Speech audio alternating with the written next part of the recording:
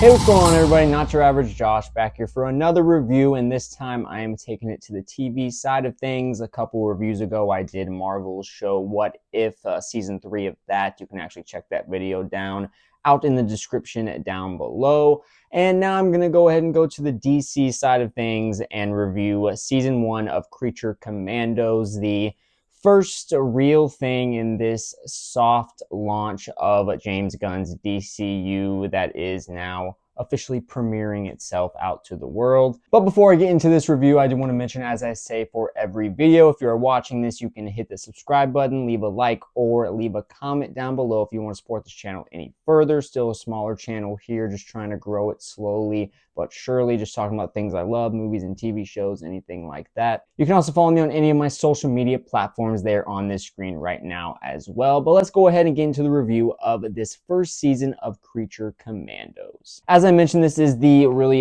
technically soft launch for this new DCU being run by James Gunn and Peter Safran. And these episodes here, 7 of them, 4 of them were directed by Matt Peters and 3 of them were directed by Sam Liu. And this whole entire show was written for television by James Gunn himself. He even has a little pop-up cameo in the intro at the beginning of this show for a little intro song they have.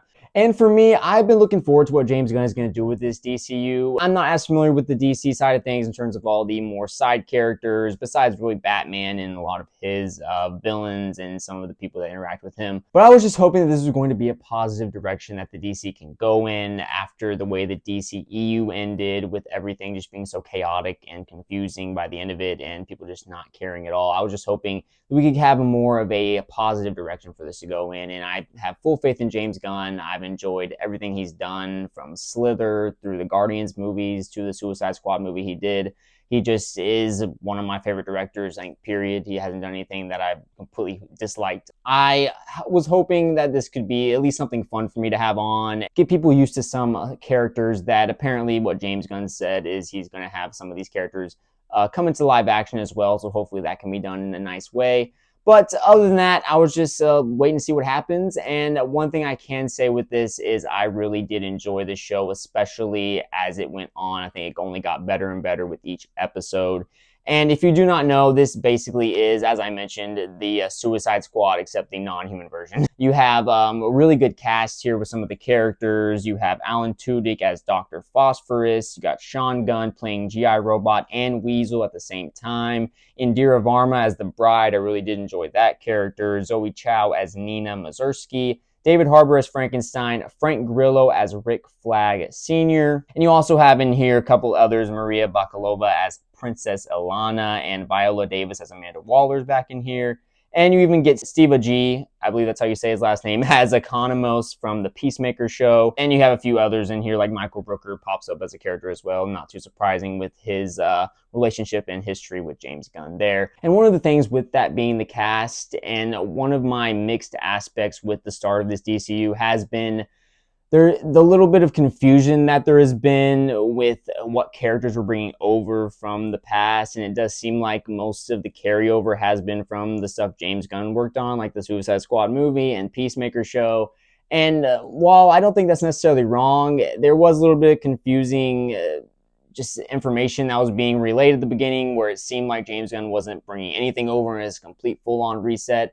But then now we have, of course, some of this carrying over. So I was a little worried that this was already going to be very confusing from the start. Like, I just want more of a true clean slate so we can just watch what's going on without having to think about anything from the past at this point. But if it is going to go this way, I do think, at least with this show so far, he did a good enough job with explaining things that might be a little bit questionable. And they do explain like why Amanda Waller's there and then why she's running this team now instead of the Suicide Squad. And they definitely explain like Rick Flag Sr. in here, played by Frank Grillo, and the fact that he's the dad. And they do mention that it is still in canon, I suppose, in this universe, that his son, Rick Flag Jr., died. That happened in the Suicide Squad movie. So I do believe they explained everything well enough, but that was one question I had coming into it, that I think this show did kind of quell some of my worry on that front, at least so far. We'll see what happens with the new Superman movie. But overall, as I mentioned, this show, I think, just got better and better as the season went on. I thought the first 3 episodes were pretty damn good. I was having a fun time with it, but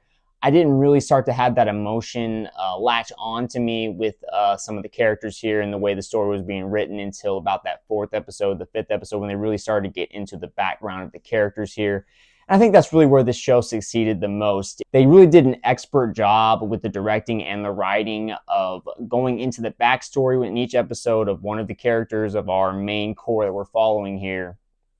And doing that while seamlessly jumping back to the present and still progressing that plot forward. Like, there was never a time where there was a lull or where the flow seemed like it was off or it felt like the present storyline was getting stagnant.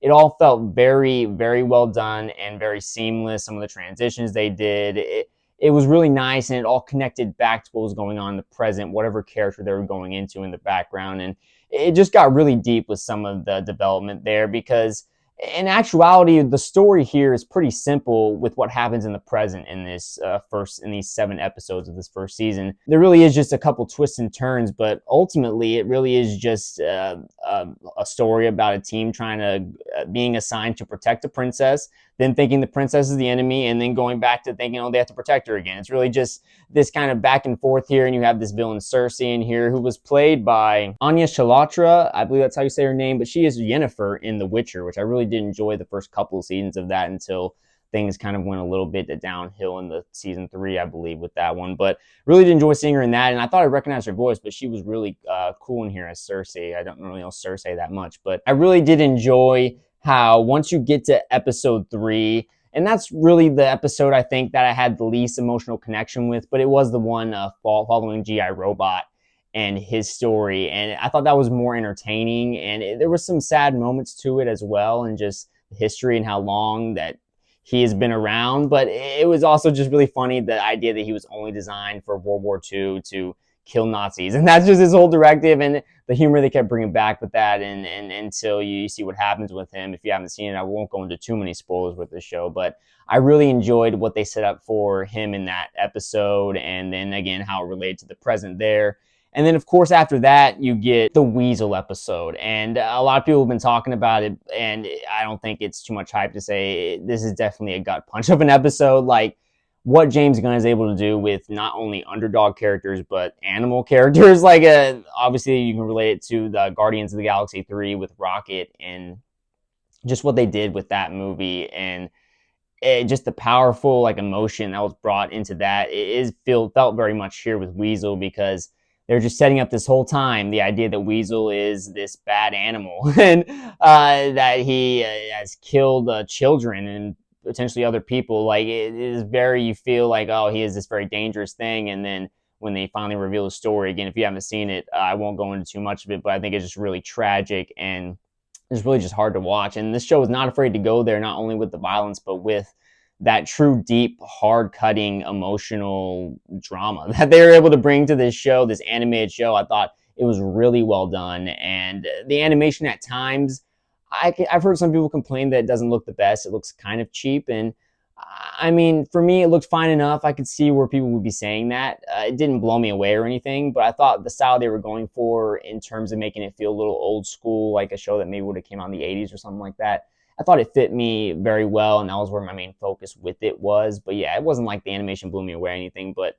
I think this show was still able to capture some really cool visuals, and some of the animation style definitely lent to some of the more emotional moments too. But yeah, I really enjoyed it pretty well overall, though, I'd say. But once you get that Weasel episode, of course, then going into Frankenstein, the Bride story, and man, the way David Harbour plays Frankenstein in this show, I think it is so cool to be able to see him play a character like Red Guardian in Marvel, and then also play this character, two really different type of characters, but also both bringing humor in their own ways. And the way he's able to play this tragic, psychotic character that you can just find so humorous in one moment, and in the very next moment he is just doing something so god-awful and just horrible and terrifying, and just any person he comes in contact with is immediately terrified by whatever he's doing or whatever he's saying, and he has no filter and is just no emotion like anything else that is living. He just lives by his own rules and how he feels, and death just does not mean much to him. And it's just really well done, the voice acting by David Harbour, and just to see this long, just stalking relationship he has with Bride, and the beginnings of it with how they did the little switch and a little bit of remix on that whole Frankenstein and the Bride of Frankenstein story, I thought was really interesting and really compelling, and just I really enjoyed both of their characters. I thought the Bride was really cool in here as well. As already mentioned, Indira Varma playing the Bride. She was really cool. Definitely her and then Nina having their relationship they had. That was a nice little duo they had in this show as well. And for me, the character that I found the most interesting, I think, throughout this whole season was Dr. Phosphorus. Like, from the minute he was on screen, of course, just the visuals and everything is going to be really cool and awesome to look at. And his power set is just fucking gnarly.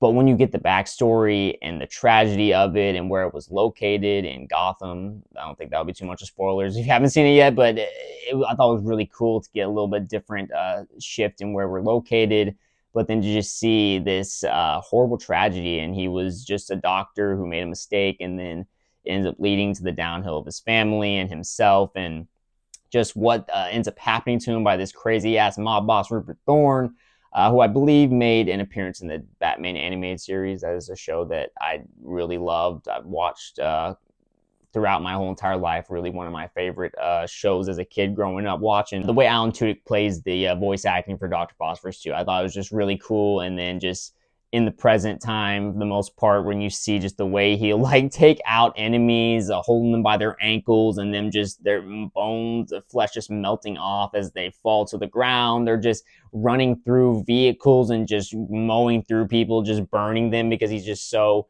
just volatile. Any little touch and you're just immediately burning up. So it's just a really cool power set and just awesome to see him. But definitely, along with Weasel, the most emotional, I think. I mean, Dr. Phosphorus is pretty emotional, but Nina, her story here, really being the most innocent amongst our main crew that we're following, Creature Commandos.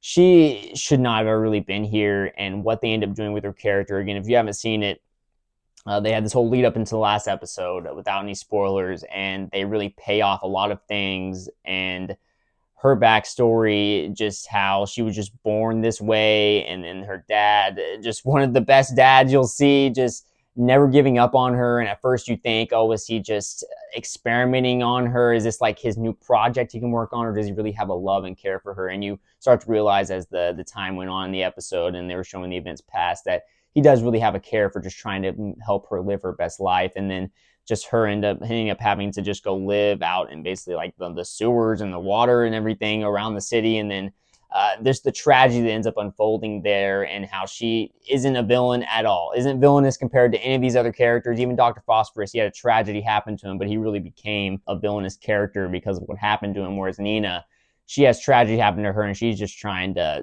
stay out of everyone's way and just live her life the only way she can, just in the water. And she ends up just getting locked up for it and now on this mission. And just what they do with her character, her and Weasel are the most just like tragic characters. Just like seem like so innocent in a way for the most part. Maybe Weasel a little bit less so, but I really just love what they did with all the characters here. G.I. Robot, again, being the one that I'm probably least emotionally connected to, but also, without spoiling anything, what they end up doing with this character in this show also kind of kept me at arm's length as well, because we didn't get as much time with him. But I just really enjoyed everything they did with it, and I think that was the best aspect with this show, was when the focus on the characters. I do agree that overall the show might have been a little bit higher if this main story was a little more compelling. I think the main cooler aspects of the episodes were the fact, as I mentioned, that they're able to just go into the backstory of each character and then also go right back into the present. There really wasn't a lot that unfolded. You would get an appearance here by Clayface, Amanda Waller being in here. I thought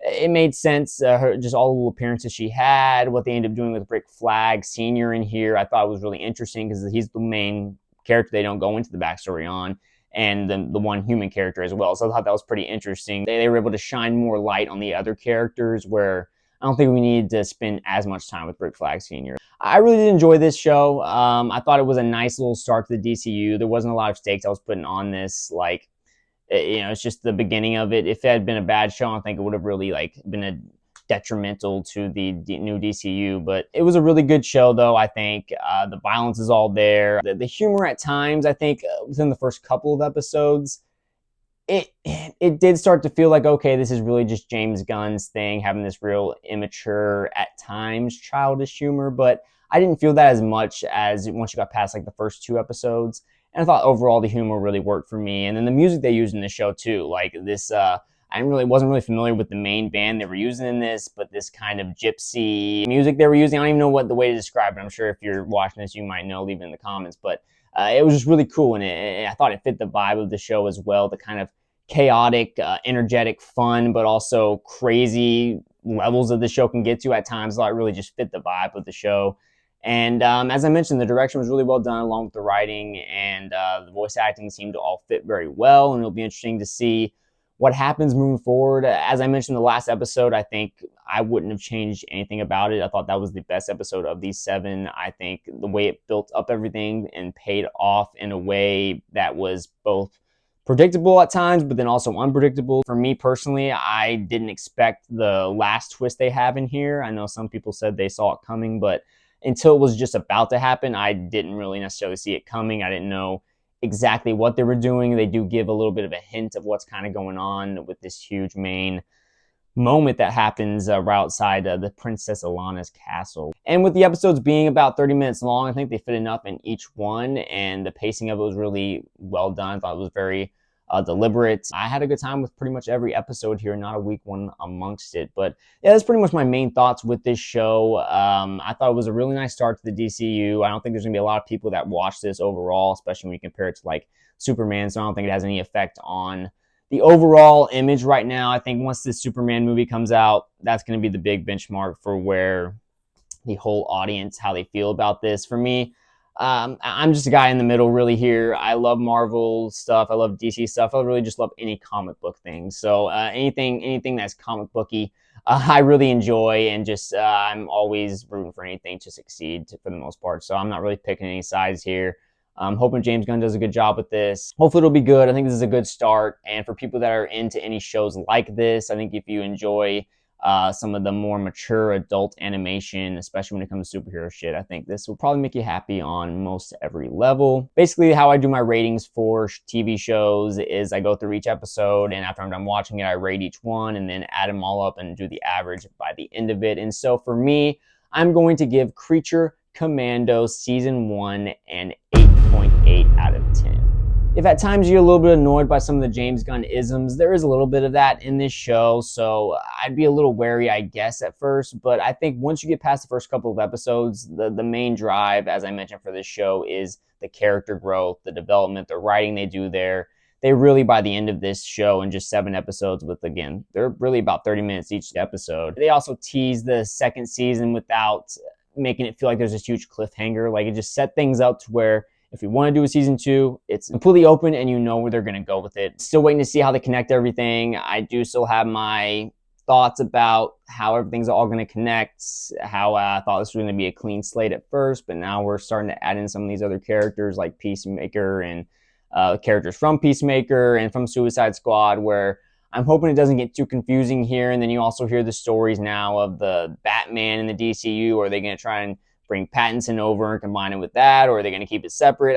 I just hope that we can just have a clear and understandable line that we're following here in terms of the canon of this DCU. Like, I just want there to not be so much confusion, because with everything, with Marvel, DC, with any long-running franchise that's trying to stay so connected nowadays, it can become a little bit mind-numbing. It's all a little too much at times, so I'm hoping it can be a little clear with that. But what do you guys think? Have you seen this show? Have you not seen this show? If you have, what are your thoughts on it? Do you like some of the episodes? What was your favorite episode? What's your favorite character of these Creature Commandos? What are some of the things you didn't like about what they did here? Whatever your thoughts are, leave the comment down below. And also hit the like button and hit the subscribe button as well if you want to support this channel any further. As I mentioned, just a smaller channel here. Just doing this because it's my passion. I love talking about movies and TV shows. And you can also follow me on my social media platforms that should be on this screen somewhere right now. But that'll be it for now. I will be coming out with more movie reviews as well. Definitely Wolfman's coming out soon. And I will also go and try and see Den of Thieves 2. And then maybe even go try and check out that new CGI monkey musical biopic about Robbie Williams, Better Man. That one looks pretty interesting. I'm trying to maybe go out and see that. It seems like it's gotten a pretty positive reception, even though from very few people, it seems like. But there's that, and then a few other movies that are coming out towards the end of this month as well. So we're looking for plenty of more videos coming out soon, but that'll be it for now, and I will talk to you guys later.